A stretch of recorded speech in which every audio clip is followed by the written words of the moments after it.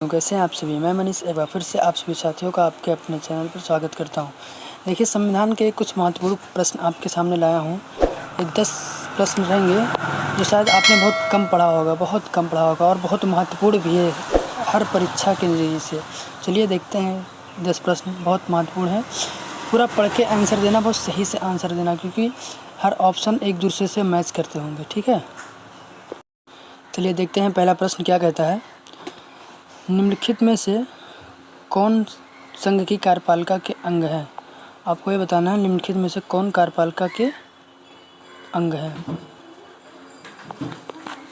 पहला ऑप्शन भारत का राष्ट्रपति है, या दूसरा ऑप्शन भारत का प्रधानमंत्री, या भारत का महान्यायवादी है। आपको इसमें कोड का प्रयोग करते हुए उत्तर देना है। क्या कहता है, देखिए, संघ की कार्यपालिका का वर्णन भारतीय संविधान में 52 से 78 में किया गया है। ठीक, 52 से 78 में संघ की कार्यपालिका का वर्णन है, और 52 से 78 के बीच में राष्ट्रपति का भी वर्णन आता है, प्रधानमंत्री का भी आता है, और महान्यायवादी का भी आता है। ठीक, क्योंकि राष्ट्रपति भारतीय संविधान के अनुच्छेद 52 में राष्ट्रपति का वर्णन है, अनुच्छेद 74 में प्रधानमंत्री का है। ठीक, और अनुच्छेद 76 में महान्यायवादी का है। कि अनुच्छेद 52 में कहा गया कि भारत में एक राष्ट्रपति होगा, अनुच्छेद 74 में कहा गया है कि राष्ट्रपति को सलाह और सहायता देने के लिए एक मंत्रिपरिषद होगा जिसके शीर्ष पर प्रधानमंत्री होंगे। ठीक, और अनुच्छेद 76 में महान्यायवादी का वर्णन। इसका मतलब संघ की कार्यपालिका का अंग ये तीनों हो जाएंगे। ठीक, ये तीनों आते हैं संघ की कार्यपालिका में। इसका आंसर क्या हो जाएगा, डी। ठीक, 1, 2, तीनों। ठीक है, देखिए दूसरा क्वेश्चन क्या कहता है। अध्यादेश जारी करने का अधिकार राष्ट्रपति को कौन सा अधिकार है? मतलब आपको ये बताना है कि विधायी अधिकार है, या न्यायिक अधिकार है, या प्रशासनिक अधिकार है, या वैयक्तिक अधिकार है। ठीक है, आपको एकदम सोच के आंसर देना है क्या होगा। देखिए, राष्ट्रपति को अध्यादेश जारी करने का अधिकार भारतीय संविधान का अनुच्छेद 123 देता है। ठीक, अनुच्छेद 123 में भारत के राष्ट्रपति को अध्यादेश जारी करने की शक्ति देता है। ये उनकी विधायी शक्ति है। ठीक है, आंसर हमारा ए। तीसरा क्वेश्चन क्या कहता है, देखिए, भारत का राष्ट्रपति अपना त्यागपत्र या तो भारत के उपराष्ट्रपति या फिर भारत के मुख्य न्यायाधीश को सौंप सकते हैं। आपको इसमें सही कथन बताना है कि केवल एक सही होगा, केवल 2 सही होगा, केवल 3 सही होगा, या इनमें से कोई नहीं सही होगा। ठीक, क्या कहता है, भारत का राष्ट्रपति अपना त्यागपत्र या तो भारत के उपराष्ट्रपति या फिर भारत के मुख्य न्यायाधीश को सौंप सकते हैं। राष्ट्रपति पर महाभियोग चलाने के आरोप पर संसद के किसी भी सदन के 1/3 सदस्यों का हस्ताक्षर होना अनिवार्य है। आपको बताना है इसमें से कौन सा सही है। ठीक, तीसरा ऑप्शन कहता है राष्ट्रपति के चुनाव में भाग लेने वाले सभी सदस्य राष्ट्रपति के महाभियोग की प्रक्रिया में शामिल होते हैं। आप इसका आंसर बताइएगा क्या होगा। देखिए, भारत का राष्ट्रपति अपना त्यागपत्र सिर्फ उपराष्ट्रपति को देता है। ये मुख्य न्यायाधीश जो है ना, ये गलत हो जाएगा, क्योंकि भारत का राष्ट्रपति सिर्फ उपराष्ट्रपति को त्यागपत्र देता है, मुख्य न्यायाधीश को नहीं देता है। ठीक है, दूसरा ऑप्शन कहता है, इसका मतलब ये गलत हो जाएगा। ठीक है, इसमें सही बताना है, गलत हो जाएगा, क्योंकि भारत का राष्ट्रपति उपराष्ट्रपति को त्यागपत्र देता है। दूसरा ऑप्शन कहता है राष्ट्रपति पर महाभियोग चलाने के आरोप पर संसद के किसी भी सदन के 1/3 सदस्यों का हस्ताक्षर होना चाहिए। देखिए, यहाँ पर 1/3 नहीं होगा, यहाँ पर ये गलत है। इसमें बताया गया है कि महाभियोग लगाने के लिए 14 दिन पहले नोटिस देना होता है, और 1/4 सदस्यों का हस्ताक्षर होता है। तो यहाँ पे 1/3 दिया गया है, मतलब 1/3 दिया गया है। इसका मतलब ये भी गलत हो जाएगा। ठीक है, ये गलत, आपको सही बताना है। देखिए, तीसरा क्या कहता है, राष्ट्रपति के चुनाव में भाग लेने वाले सभी सदस्य राष्ट्रपति के महाभियोग की प्रक्रिया में शामिल होते हैं। ये भी गलत हो जाएगा। क्यों? क्योंकि राष्ट्रपति के चुनाव में भाग लेने वाले सभी सदस्य राष्ट्रपति की प्रक्रिया में शामिल होते हैं। ऐसा गलत है। क्यों गलत है? क्योंकि भले ही राष्ट्रपति के चुनाव में मनोनीत सदस्य भाग नहीं लेते हैं, लेकिन महाभियोग की प्रक्रिया में मनोनीत सदस्य भी भाग लेते हैं। इसका मतलब ये भी गलत हो जाएगा। तो हमारा आंसर क्या होगा, डी। ठीक, देखिए अगला क्वेश्चन क्या कहता है, निम्नलिखित में से कौन सी अध्यक्षात्मक स्वरूप की सरकार की विशेषता है? मतलब अध्यक्षात्मक स्वरूप की सरकार की विशेषता बतानी है, क्या विशेषता है। ठीक ठीक, पहला ऑप्शन है राष्ट्रपति विधायी निकाय का हिस्सा नहीं होता। दूसरा ऑप्शन है यह विधायी और कार्यपालिका कृत्यों को पृथक नहीं करता। तीसरा ऑप्शन है राष्ट्रपति सामूहिक उत्तरदायित्व के सिद्धांत का पालन करता है। चौथा ऑप्शन राष्ट्रपति की पदावधि विधानमंडल पर निर्भर करती है। आपको इसमें आंसर बताना है क्या होगा।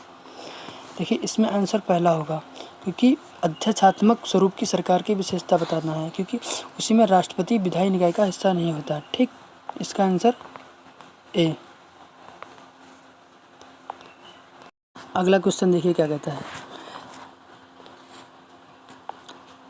संवैधानिक शासन के बारे में निम्नलिखित कथनों पर विचार। पहला ऑप्शन, यह सीमित शासन का एक स्वरूप है। दूसरा ऑप्शन, एक ऐसा शासन जहां संविधान लोक प्राधिकार का आधार है। तीसरा ऑप्शन है ऐसा शासन जहां सम्राट राज्य का औपचारिक अध्यक्ष होता है। चौथा ऑप्शन, ऐसा शासन जहां सदैव सार्वभौमिक वयस्क मताधिकार है। इसमें आपको सही आंसर बताना है क्या होगा। देखिए, संवैधानिक शासन में ये सीमित शासन का स्वरूप है, ये तो एकदम सही है। ठीक, दूसरा कहता है यह एक ऐसा शासन जहां संविधान लोक प्राधिकार का आधार है, ये भी सही है।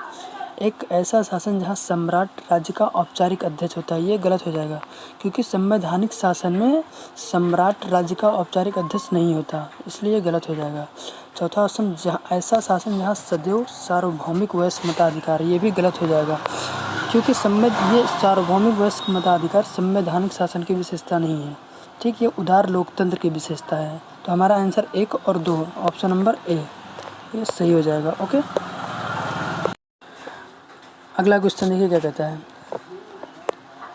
रेगुलेटिंग एक्ट 1773 में किए गए प्रावधानों में कौन सा कथन गलत है, मतलब असत्य बताना है आपको, गलत कौन सा गलत है। इस अधिनियम द्वारा ब्रिटिश क्राउन का कोर्ट ऑफ डायरेक्टर के माध्यम से कंपनी पर नियंत्रण और सशक्त हो गया। क्या कहता है देखिए। दूसरा ऑप्शन, इस अधिनियम में यह व्यवस्था की गई कि कोर्ट ऑफ डायरेक्टर अब 4 वर्ष के लिए चुना जाएगा। तीसरा ऑप्शन कहता है इस अधिनियम के द्वारा बंगाल के गवर्नर को बंगाल का गवर्नर जनरल पद नाम दे दिया गया। इसमें आंसर क्या होगा देखिए।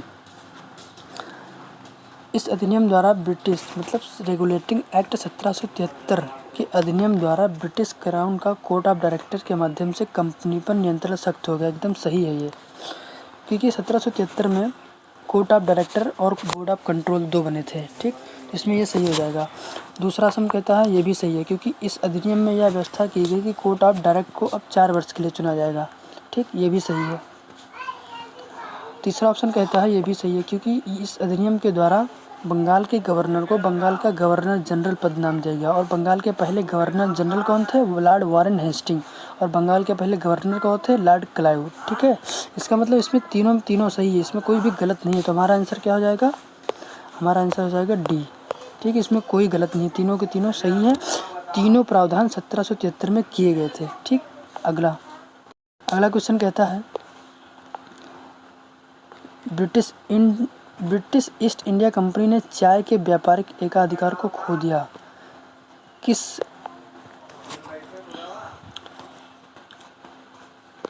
अधिनियम द्वारा ब्रिटिश ईस्ट इंडिया कंपनी ने चाय के व्यापारिक अधिकार को खो दिया था। पहला ऑप्शन 1793 के चार्टर एक्ट द्वारा। दूसरा ऑप्शन 1813 में। तीसरा 1833, चौथा 1853। आपको इसमें सही ऑप्शन बताना है क्या होगा। देखिए, चाय एक था, चाय के साथ मतलब चाय का व्यापार 1833 के अधिनियम द्वारा इन्होंने खो दिया था। ठीक, 2 ही बचे थे पहले, एक चीन के साथ व्यापार और एक चाय का व्यापार। वो चाय के व्यापार को भी 1833 में ब्रिटिश ईस्ट इंडिया कंपनी ने खो दिया था। ठीक है, इसका आंसर हो जाएगा सी। अगला देखिए क्या कहता है। निम्नलिखित कथनों पर विचार कीजिए। पहला ऑप्शन है नेहरू की अध्यक्षता में गठित अंतरिम मंत्रिमंडल में एस राधाकृष्णन शिक्षा मंत्री थे। दूसरा ऑप्शन है डॉक्टर एस राधाकृष्णन कभी भी कांग्रेस के सदस्य नहीं रहे और तथा ब्रिटिश राज के विरुद्ध आंदोलन में सक्रिय नहीं रहे। आपको इसमें क्या बताना है, उपयुक्त कथनों में से कौन सा कथन सही नहीं है। इसमें से आपको गलत बताना कौन सा गलत है।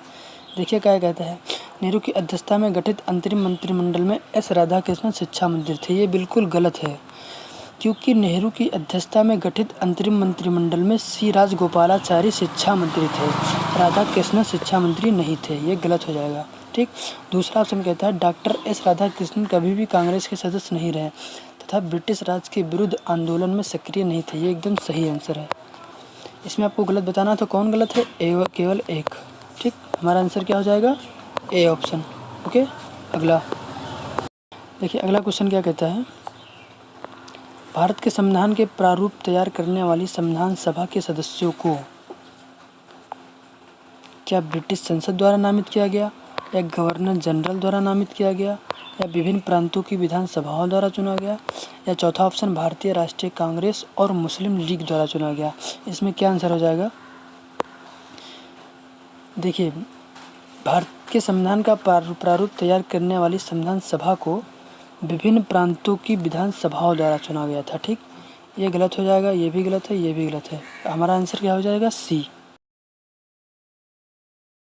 अगला क्वेश्चन क्या कहता है, छठवां क्वेश्चन, छठवां नहीं होगा, ये नंबरिंग गलत है। ठीक है। ठीक है, क्या कहता है, सूची 1 को सूची 2 से जोड़ना होगा। सूची 1 को सूची 2 से सुमेलित कीजिए और नीचे दिए गए खूंटों से सही उत्तर का चयन कीजिए। क्या होगा, आपको यह बताना है कि कौन सा मतलब संविधान के लक्षण किस देश से लिए गए हैं।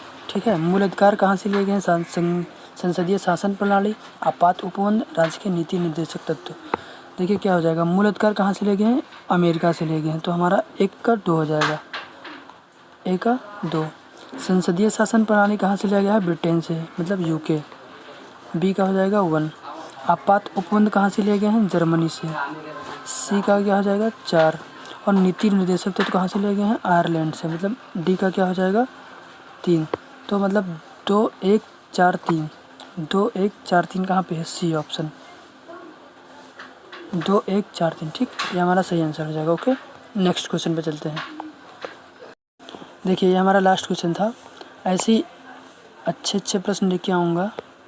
ठीक है, बहुत महत्वपूर्ण है ये, 10 प्रश्न बहुत अच्छे हैं, आपको इसको दोबारा भी वीडियो देखना है। ठीक है। मिलेंगे अगले वीडियो में। जय हिंद।